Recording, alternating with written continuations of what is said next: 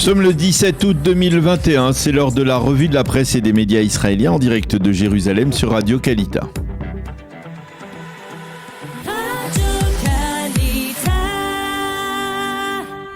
Et on vous retrouve, Daniel Haïk, à Jérusalem. Nous commençons ce premier journal, ou plutôt cette première revue de presse ce matin avec vous, avec pour la seconde matinée consécutive, les gigantesques incendies de forêt dans le corridor de Jérusalem qui nous fournissent les plus impressionnantes manchettes dans la presse israélienne. Oui, effectivement, Cyrielle, des images impressionnantes à la une de tous les quotidiens et de tous les sites d'information. Un ciel rouge, d'une part, pour le cliché du Yediot Aharonot et un Canadair qui déverse de la poudre non moins rouge sur les collines à proximité de Jérusalem pour éviter la propagation des flammes. Dans le Israël Hayom, le quotidien gratuit d'ailleurs titre: face à cet immense brasier, Israël a réclamé l'aide internationale. Le Yediot Aharonot titre pour sa part feu et fumée. Et le journal publie en page 2 et 3 le témoignage d'un pompier israélien, Nathan Sultan, qui nous fait partager son carnet de bord ou son journal personnel.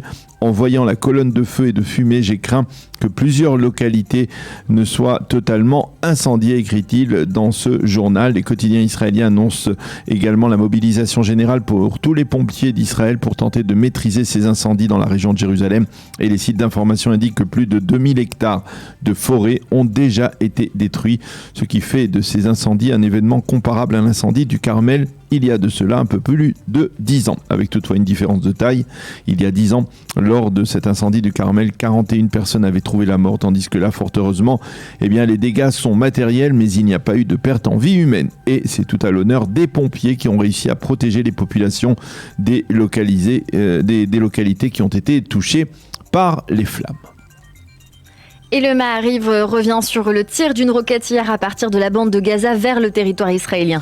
Oui, le site d'information du Maariv cite Tal Levran qui écrit ce matin que ce tir, le premier depuis la fin de l'opération Gardien du Mur, il y a de cela 3 mois, prouve que l'on est tout de même plus proche d'un nouveau round de confrontation avec le Hamas que d'une trêve à long terme.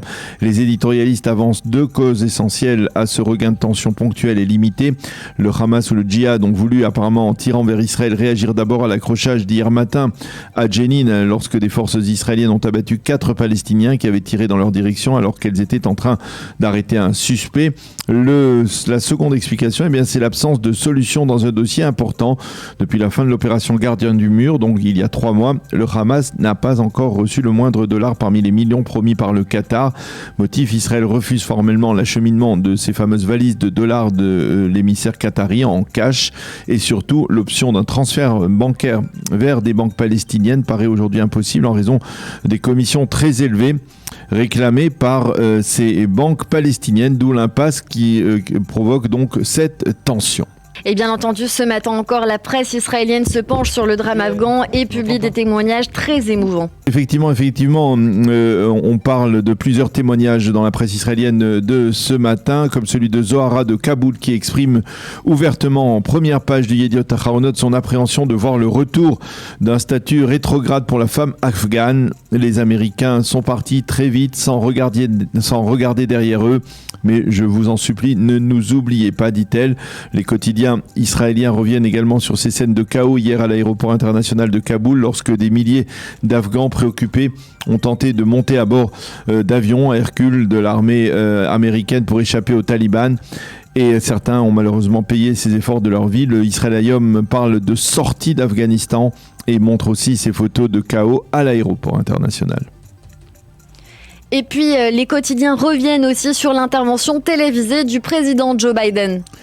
Oui, le Yediot Aharonot cite en évidence ce matin l'intervention télévisée hier soir de Joe Biden qui a reconnu que les Américains ont été pris de court par la rapidité de la reconquête du pays par les talibans et de Kaboul en particulier. Et bien entendu, Joe Biden a rejeté la responsabilité de cet échec sur son prédécesseur Donald Trump.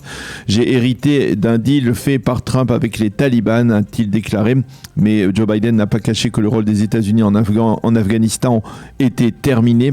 Combien de générations d'Américains vais-je encore envoyer combattre en Afghanistan alors que les Afghans eux-mêmes refusent de combattre, a dit le président américain.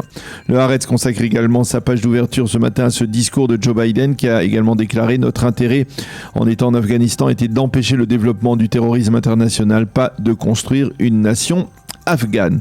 Le Israël Hayom, lui, énonce les risques de guerre civile qui existent aujourd'hui. Le professeur Avram Ben-Tzvi, spécialiste des États-Unis, parle dans le quotidien gratuit de l'image de marque des Américains qui a considérablement été affectée par les derniers développements en Afghanistan. Et Ariel Kahana, lui, parle dans son éditorial de tâches qui sera indélébile pour la réputation des États-Unis après cette évacuation massive et rapide des forces américaines. Par contre, l'intervention d'Emmanuel Macron et son annonce sur la nécessité de se protéger des flux migratoires en provenance d'Afghanistan sont nettement moins mentionnées ce matin dans la presse israélienne, on peut le dire. Et nous allons parler du coronavirus avec le Israël Hayom qui a décidé d'enquêter pour savoir qui sont ces centaines de milliers d'Israéliens, près d'1 million, qui ne se sont pas encore fait vacciner. Oui, il s'agit d'une enquête réalisée par la caisse d'assurance maladie Meouchedet et publiée dans le Israël Hayom de ce matin. Une enquête qui révèle que si l'on prend ce quasi-million d'Israéliens qui ne se sont pas du tout fait vacciner, eh bien on trouve 38% du public que l'on peut appeler généraliste, 36% d'orthodoxes et 26% d'arabes israéliens. Si l'on répartit cette population selon l'âge, on obtient 3% seulement des plus de 75 ans qui ne se sont pas du tout fait vacciner, 6% dans la tranche d'âge entre 60 et 75 ans, 17% dans la tranche entre 41 et 59%, et surtout près de 40% dans la tranche d'âge entre 19 et 40 ans. Selon la caisse d'assurance Meouchedet, 14% de ses adhérents ne se sont pas encore fait vacciner. Et puis face au rebond prononcé de l'épidémie, les responsables des synagogues prennent leurs dispositions en perspective des fêtes de Tishri. Oui, c'est là encore le Israël Hayom qui fournit cette information à la demande de la ministre de l'Intérieur, Ayelet Shaked. Les responsables des synagogues ont été priés de se préparer à l'organisation d'offices de Tishri en extérieur. Comment ? Eh bien, tout simplement en envisageant l'acquisition ou la location de tentes, de chapiteaux, de systèmes d'air conditionné mobile.